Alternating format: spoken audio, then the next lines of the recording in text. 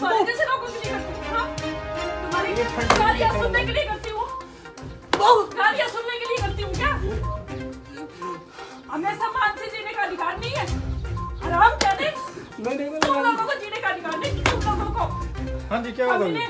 Sir मैं तो जो काम का नोट कर लिए, जो भी काम का बहन जी ने इन्हें क्या सेट बनाने के लिए मैं सेट बनाने के नोट कर लिए, मैं सकती हूँ मार्केट चलाते हुए। रिपोर्ट लिखो इसके खिलाफ। जो भी काम का मेरे साथ काम सर मैं सेट बनाने के लिए काम मैंने सेट कर देगा जी, जो भी है। इसने गलत भाषा इस्तेमाल की जी और मेरे साथ इतनी बदतमीजी से बात की है। मैंने इस बात मैंने यहाँ बैठ के आपने कहा दफ्तर में देखा बहन जी का रिपोर्ट लिखो। नहीं, मैं काम कर रही हूँ बाहर निकल के। सर क्या समझ रखा आपने मुझे?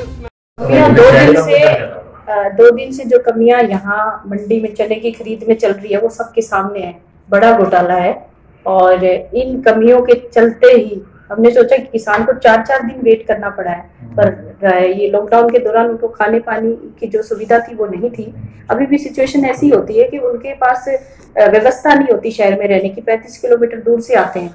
तो उसके लिए उसका समाधान हेतु कि वहाँ उन गाँव का कम से कम खरीद वहाँ बालसमंद मंडी में हो जाए, तो बस उन्हीं परेशानियों का निपटारा के लिए हम लोग सब चले थे। हमें नहीं पता था भी लोग ऐसी सोच भी रखते हैं। एक अधिकारी होते हुए उसके घर में भी बेटी है, उसने बताया भी मेरी बेटी है, तो मैंने उसको इस चीज का एहसास भी कराया भी आपके घर में अगर ऐसी किसी बच्ची को कुछ कहा जाता है या आपकी पत्नी को, बहन को अगर कुछ बोला जाए तो आप क्या करेंगे? उसमें मारेंगे ना उसको।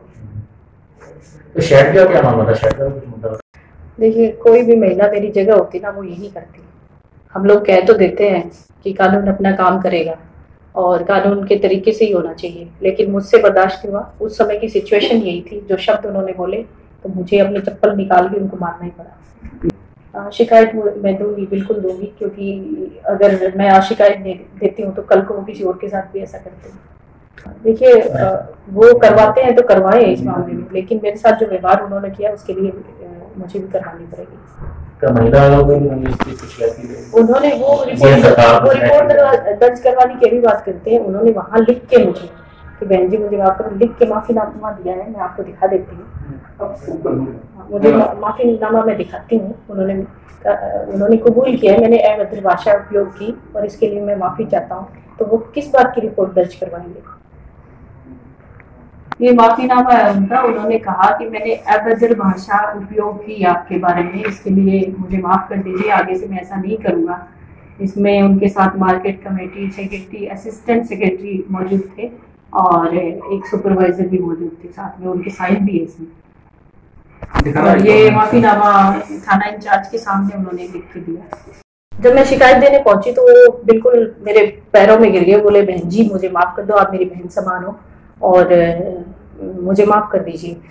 तो इस तरह की चीजें हुई भी है वहाँ पे, लेकिन मैं विचार कर रही हूँ अभी इस पे। जो मतलब एक ये सारे समाज के लिए मैसेज है, एक महिला के मान सम्मान को ठेस पहुंचाना, तो मैं इस मामले में मुझे विचार करना पड़ेगा कि मुझे रिपोर्ट दर्ज करवानी चाहिए कि नहीं। देश विदेश की तमाम खबरों से जुड़े रहने के लिए सब्सक्राइब करें सच कहूं और बेल आइकन प्रेस करके पाएं हर लेटेस्ट अपडेट सबसे पहले।